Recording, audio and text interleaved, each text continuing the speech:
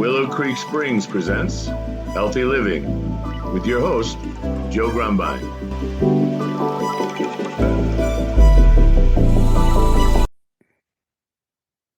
Well, hello and welcome back to the Healthy Living Podcast. I'm your host, Joe Grumbine, and today we have back with us a very special guest, Ravi Kathuria. And every once in a while, a guest comes along where our conversation just starts going deep, and I'm like, you know what, we got to just keep this going. And so last week we were talking, we finished the episode, and then we just started talking, and about a half an hour into it, I'm like, wait a minute, we gotta do this live. So, Yeah. Ravi, welcome back. It's so great to have you back on the show with us.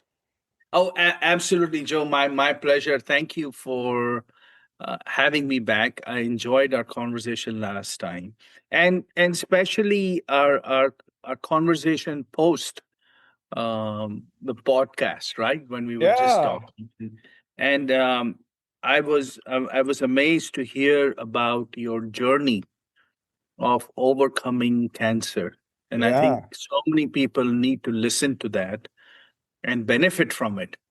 I would yeah. love for you to share that journey, what you went through, how you have managed to replace those cancer cells with healthy cells, make them Yeah, healthier back again, right?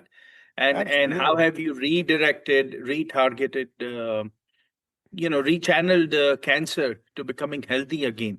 I think that's a beautiful story. It needs to be told. It needs to be heard, and everybody who is is dealing with either cancer or another disease needs to Any hear this. obstacle, really, Yes. it's all the same stuff. When you get to the world of the soul, you get to the world of the spirit, it's all energy. It's all Yes. like Yes. there's things that are helping you and things in your way.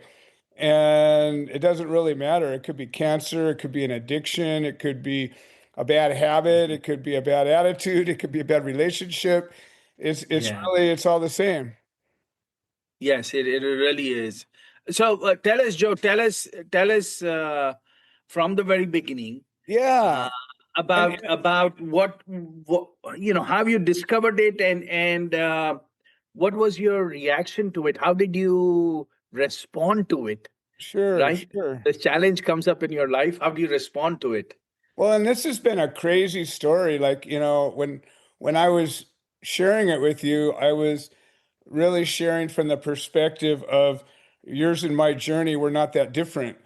Yeah. And that, you came to it from a little easier road than I did in just simply discovering something you enjoyed and and, Yes. and being able to pursue that. Mine came at me with a wake up call that said, you cannot ignore me and you have some Yes. choices to Yes. make.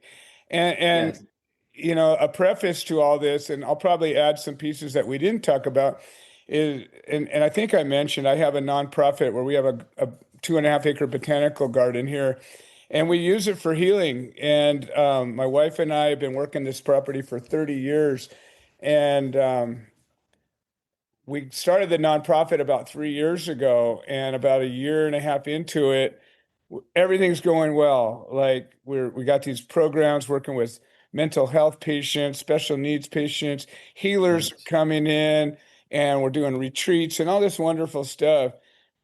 And the next thing I know, I'm realizing as I'm going along, I got this lump on my neck. And I've Mm. always been a guy who works on, I mean, I formulate natural products for a living to help people heal. Yes. This is what I Yes. do. So I've worked with plants and natural healing all my life. And I've just like the body knows how to fix itself. So I just said, I got some kind of a stress thing or a, Ah. a lymph swollen gland, or, my body will fix it. Well, going along, it's not getting fixed. Finally, I haven't been to a doctor in years, but I finally like I got to get this looked at. It's not going away. So I go to this doctor, brand new, never met him before, and by that time I've got, it's prominent. You can't Yes. you Yeah. can't deny it. It Like was. everybody, Yes. a girl with big breasts, everybody looks down. Yes. Well, I had the lump on my neck. Everybody was looking at my neck instead of my eyes. And so I was like, okay, it's time to get this thing, corrected. It's becoming a distraction. So I go to this doctor and he's like, well, you're so healthy, you know, it can't be cancer. So he says Hmm. it's probably some fatty tissue or something. And they did a ultrasound and they determined it wasn't like a liquid, but it was a solid mass. That didn't tell him much, but it ruled some things out. And he said, "Well, we should do some further scans, but Yeah. I don't want to worry you." He goes, "I'm 95% sure it's not cancer. I can't tell you it's not, but I'm pretty sure it's not." So I'm like, "Okay, whatever. I'll put it on hold." I'm not a vain person. And so Yeah. for me, I'm like, I don't care. You want to look at my neck, look at my neck. I got work to do. And so Yeah. I put it off. Another 9 months goes by and it's not going away. It's getting a little bigger, a little bigger, a little bigger. Finally, I'm like, all right, I got to go back. He's like, well, we need to get you another scan. So I get another scan, and they send me the results, and I look at it, and it said possible squamous cell carcinoma, and I'm like, oh crap, that's cancer. And I said, Yes. well, if it says possible, I got to go and we got to rule that out. So I go back Yeah. again, and he says, again, I can't stress, you're so healthy. Like if this was cancerous, you would be shriveled up by now. Like it would be Yeah. consuming you. You wouldn't be able to swallow, you wouldn't be able to eat. You'd be a fraction of what you were. And I'm like, all right, but I'm not gonna quit now. When they say it might be something, I'm like, I gotta rule Yeah. this out. Let's investigate. So he goes, Let's well, investigate. Yes. you need to go to this ENT specialist and he'll check you out. So I go Yeah. over there, and this is an Eastern European guy. I don't know where he's Yes. from, but they're very straightforward, kind Yeah. of culture. Yeah. And he was, in my Very opinion, direct. like he had no bedside manner. He says, "I'm pretty sure this is cancer," and I'm like, Ah. "Well, screw you, I don't want to hear that." And so now all of a sudden my world's starting to get, Yes. adjusted. I'm like, whoa, wait a minute, that's a whole different point of view. That's right. All this while I thought it was, and now it's in my face. Yeah, yeah. And he says the only way we're going to know for sure is a biopsy. And I'm like, oh, I don't want anybody cutting into me, So I have all these ideas about natural health, and I hear all these Yes. stories about somebody gets a biopsy, next thing you know, it spreads. And I'm like, and I tell the guy, I go, well, I got, intrepidation about this. I don't really want you cutting into me. Plus, I don't like you, and so, Yes. Yes. Yes. I want to like and trust the You guy. were as direct to him That's as he setting was me to up. you. Yeah, yeah. But I don't have time to go find another doctor and Right. it's not really about who I like. It's about are you qualified? And I did some research and this guy had, you know, he had the experience and it's what he did for a living.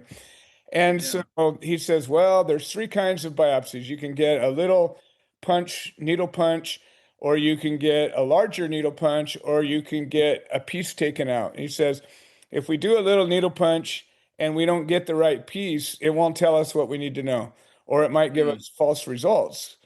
If we do a larger piece, the same thing's possible. If I cut a piece out, we'll be sure that we'll be able to identify this problem and possibly do future genetic testing.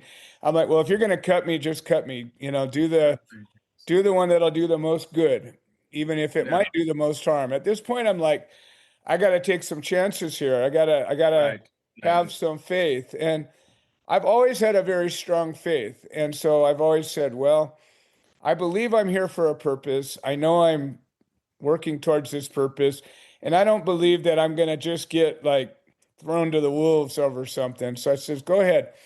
So I go in Right. there, he gets the thing cut out, and then he was shocked because I didn't want any pain medication. I'm like, no, I'll just suffer through this. I'm not going to go put drugs in my body too. Right. So Right. he's a little put off by that. I'm like, yeah, F you, you don't like me, I Yeah. don't like you either. And I don't want you. Yeah. And so that was Yeah. kind of my way to, put a little stab back at him. And Yeah. I'm like, look, if I'm going through this, I want to feel it. I want to know what's happening. I want to know my body. If my body's not Yes. telling me the truth, Well, great. Right. You're gonna, tell me the Yeah. truth about the pain. So I suffered through that, and 2 weeks later, almost exactly, October 4th, 2024, I get a phone call from him, and Yeah. he said, "Your pathology came back, and you have squamous cell carcinoma, and I need to refer you to an oncologist." And that was an experience I'll remember forever, that moment. Yeah. Like in your life, you get a handful of snapshots, and like people remember the day when Kennedy got assassinated, or they remember Right. 9/11, or they remember some big, life-changing incident. Like it just like goes shoo and sears, like you get branded Yes. almost. Yes. Well, that one Yes. was that for me, and so I got hit with this. I go from I'm a healthy guy on my path, master of my own destiny, uh, Yes. to you have cancer and it's going to kill you if you don't do something about Right. Right. Sorry. Yeah. Sorry. I it. apologize for that. No, no, no, it's okay. So Yeah. this is Yeah. a wake-up call to me that Yeah. is like, I it took me a minute. Like I'm a pretty adjusting guy. I've been through a lot in my life and a lot of losses and a lot of risk taking. Yes. I'm an Yes. entrepreneur, but man, this one was like somebody took a big 2x4 and just knocked me out cold. And I'm Yeah. looking up. What did you feel, Joe? Did you feel you always, you were for sure scared, but what did you feel? Did you feel a betrayal? What was the feeling that went through your mind? Do you felt that, oh, my body, I have taken care of it so well. I've been in nature. No, I've done this. So what is it? What were it you was a feeling? shock. It was really just a shock. Like walking around the corner and seeing something you've never seen before, and you're Okay. and it's not a good thing. Like It's you're, unfamiliar territory, but it was there fear? Were you afraid for yourself or you afraid of know, the pain? What is it? What is it that uh, was troubling you? it was a an immediate reminder of my mortality that Okay. said, okay, you go through life like a kid. Like I have this little kid Yes. mentality, like Yes. I'm just going to go forever and one day I'll die Yeah. and whatever. But you don't think Yes. about that. And then all of a sudden Yes. it's like, Yes. wait a minute, no, this is for real. Like now. I'm looking at this.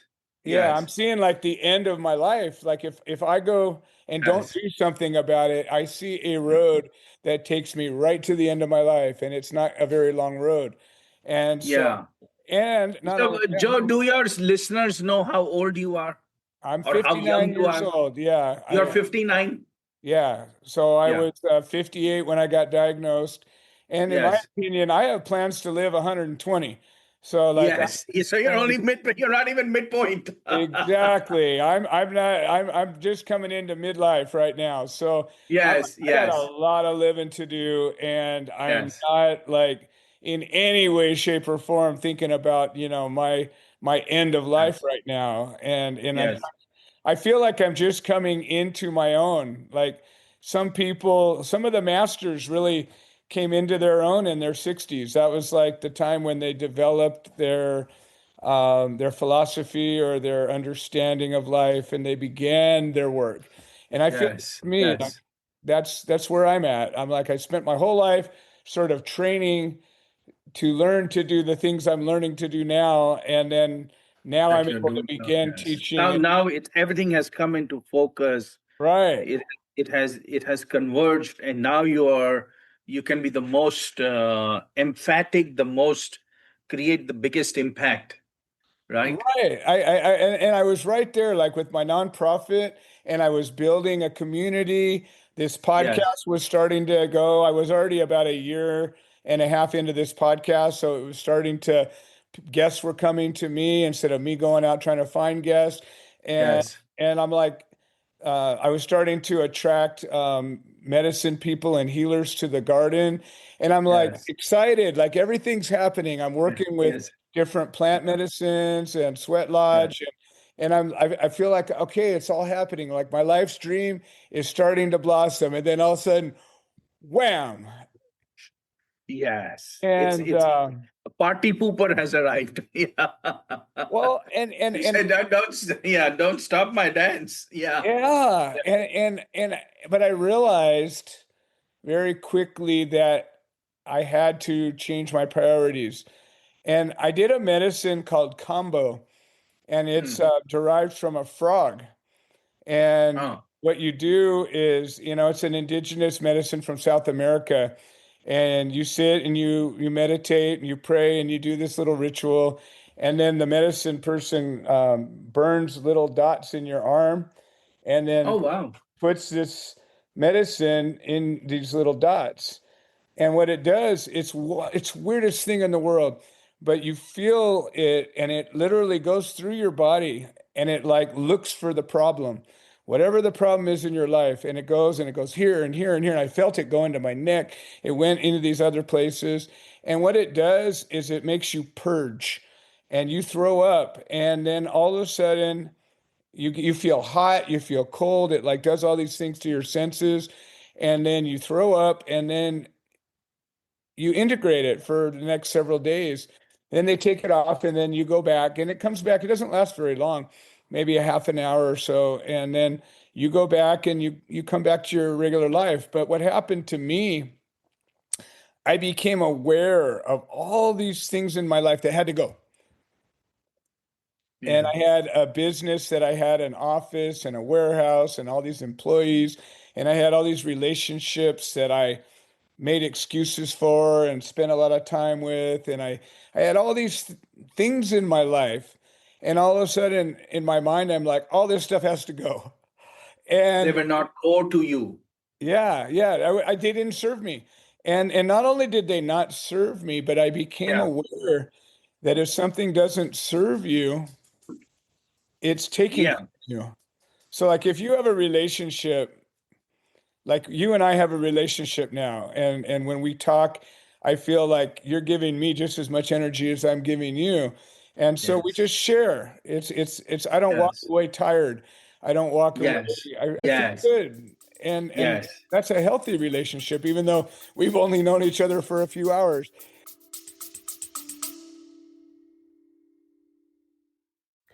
Hi, this is Joe Grumbine, and I wanted to share an update. The platform that hosts this podcast has made some changes to the subscriber settings, and we have a number of subscriber-only episodes that we offer to the supporters, and for a minimum of $3 a month, we can get you signed up.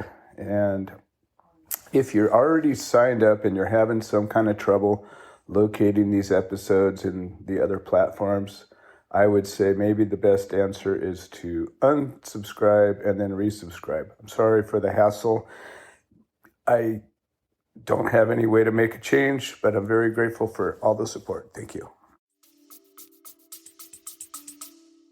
That's right. That's Matter. right. No, how beautiful it is because energy has to flow back and forth, right? Yes. There are places, there are people and places where you go, but they drain your energy and Right. they don't fill you energy. But energy has to flow back because you may Yes. be an energy giver, but nobody is an infinite energy giver. They need to pick energy back up in Yes. order to be able to give, right? It only gets recycled. Energy is only going in from one place to another, right? It has to Exactly. flow.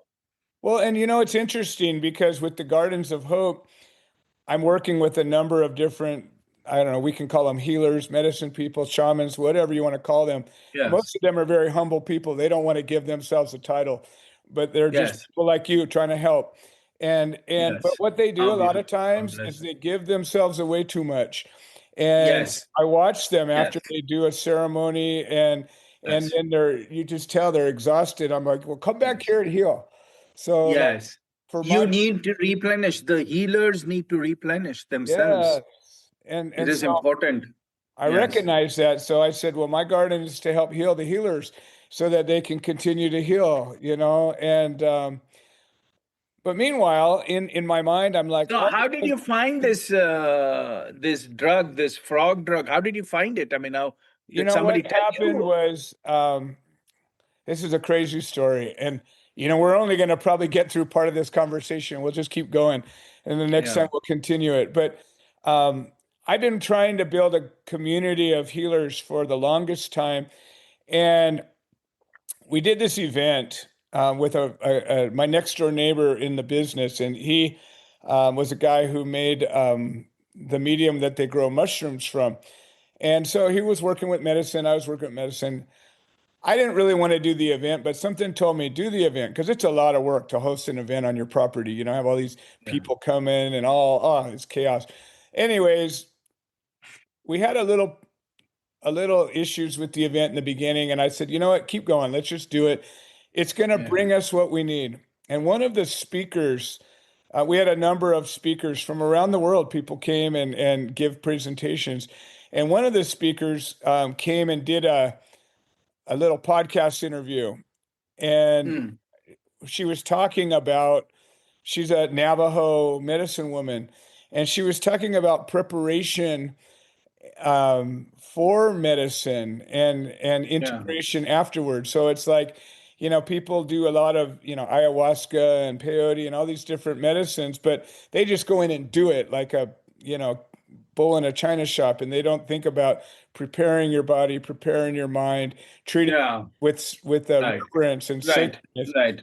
And when she talked about that, I said, wow, I like what you're saying. I want you to come over and see the garden. And she had a partner who does ceremony with her named Salvador, and they're not romantically involved. They just work together spiritually. And I said, come on out. We can record a podcast episode, share a meal, and you can at least see the gardens. I think maybe we could be a good fit. So they come right away. She's like, okay, I'll clear my calendar.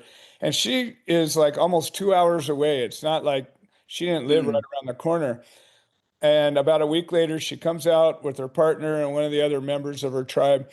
And we were planning on taking a bunch of pictures and recording a bunch of stuff. And I was going to give her a little tour. We are going to share a meal and be done with it. We never took a picture.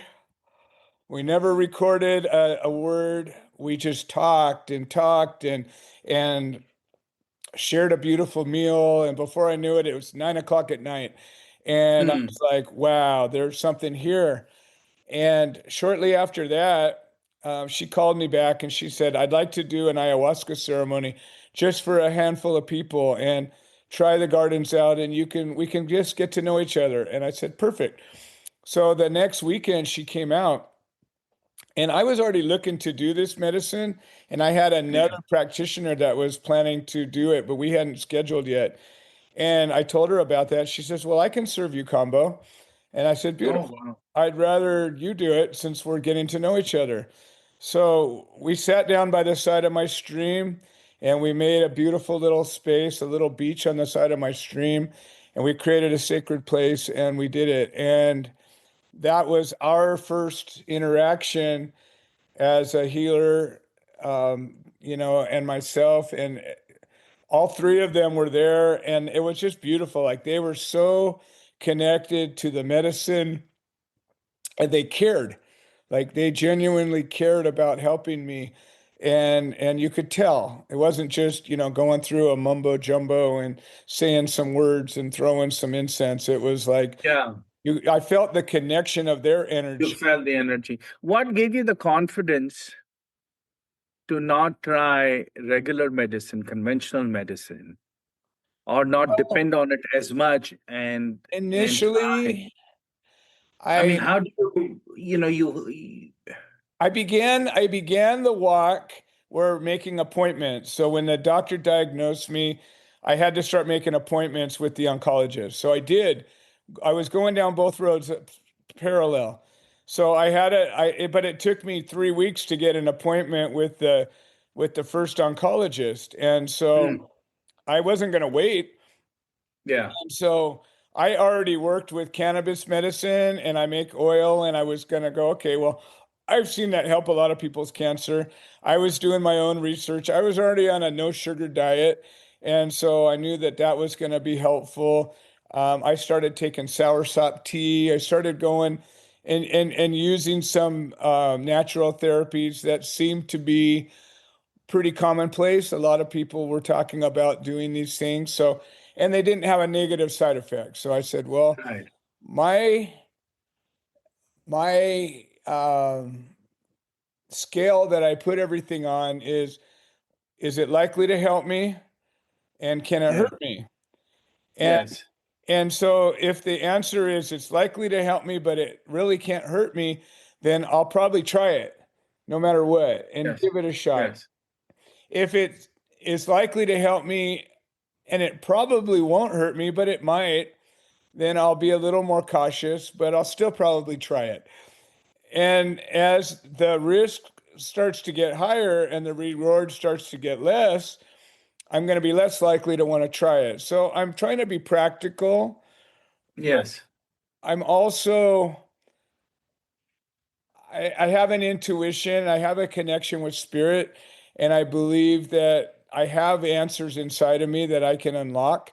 And so I Mm. try to leave those doors open. Now, mind you, through this time, my whole life I've tried to meditate. And Yeah. I've always struggled. I have a very active brain. I'm a Gemini. I'm always got Yes. ideas. And so I'll sit down. I'll even go in my sauna and I'll sit there and I do box breathing and I'll breathe in, count to 4, hold it, count to 4, breathe out, count to 4, hold it, count to 4, and do that over and over again. Or I'll sit with a candle or a fire and for moments, brief moments, I'll go into a beautiful place and then shoop, I get distracted again. And all my life, I've struggled with this. And I've gone to church, I've gone to temples, I've gone to the mountains. I've, really like always trying to access that because I know there's beauty in that. And I've always struggled. So I said, well, I started working with peyote about 8 years ago, working with um, Northern Cheyenne medicine man. Right. And that medicine speaks to me in a good way. And it helps me with that. You sit with the fire and you find your connection to creator and your own spirit in the fire. And you just spend your time looking at the fire. And it's, with the medicine, you get it kind of, I think helps you to open the doorway in your mind and your spirit, and it quiets those little monkeys that want to talk, and Yes. it helps. And so I found a connection to that. But during COVID, I lost my connection to that. The people that we're working with, they both died, and so I went a couple of years and I didn't have access to this. I didn't know anybody. Like you can't put an ad in the newspaper going, looking for a medicine man to Yes. put up a Yes. teepee in my Yes. backyard. It's Yes. it has Yes. to just But, come. but your story is so fascinating because you have recovered from cancer and you have built your own treatment path, right? Which is centered on things that people are not familiar with, but people who are suffering from cancer, I do not know how it will apply to them, but they need to investigate. They need to understand that nature is here to help us. Absolutely. Nature is here to help us, and whatever I say this often is that whatever problem we find, of course, with our minds, but even with our bodies, whatever goes wrong, nature has a solution for it. Yes. Nature has a solution. You say, okay, this is wrong with my body. Nature has a solution. It's a matter of finding out what is that solution and how effective it is in helping deal with that. When you find that, the body responds. And your story, when you shared it with me, I was struck on how God bless you for being so successful in healing yourself. Well, I want to what I'm trying to do is deliver the preface to this because we didn't really talk about a lot of this stuff. And then I'm going to do a little fast forward and then we'll continue the conversation the next time and we'll continue into it. But through this was the beginning. And I found out that Florina Threehawk, who's the medicine woman I was telling you about, she also served peyote. And I says, wow, we should sit with this. And so she brought that medicine back to my property. And the first ceremony we did, it's a prayer. It's an all night long. You pray and you sing and you drum and you sit with this medicine and the fire, and it's literally you're up all night, and it's intense. It's not easy, and sometimes you throw up. Sometimes you're okay. But when I did it, my prayer, and when I say prayer, it can be an intention, it can be a thought. It's how it's a thing you're seeking. And I said, I need to understand this, because I'm still puzzled. You tell me cancer, but then everybody has a different understanding. Medicine doesn't even know what cancer is. Yes. And so I said, I need to understand my problem. That was my first prayer. And then over weeks, we did it again. And I did a total of about 6 or 7 sessions. And the first prayer was to seek understanding. And then all of a sudden, that next several weeks, I was approached by many people that were like, oh, I heard you have this problem. Here, I have some answers. Here, read this book. Here, this. And people were just coming to me from all places. And I started Yeah. looking at all this information, and I'm like, whoa, it doesn't all agree with each other. And I'm like, okay, Yes. I'm getting all. This has been another episode of the Healthy Living Podcast. We produce this show so that people can share their stories, people that have overcome obstacles, people that are undergoing obstacles. We're building a community of health-minded individuals. If you're interested in supporting the show, please leave a review on the platform you're listening to it on. If you're interested in becoming a guest, please send an email to itsjoegrumbine@gmail.com, or you can send a note into the notes section of the podcast. All right. Well, thank you for supporting this show, and we hope you've enjoyed it.